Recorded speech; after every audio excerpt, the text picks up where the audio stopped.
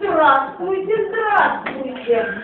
Что это вы рыщете? Работу ищете или от работы убегаете? Да нет, от работы мы не убегаем, бабулечка и Булечка, а ищем мы ключи от заколдованного сундука. Не поможете нам? Так вы расколдовать хотите? Конечно. Ну, нелегкая эта работа.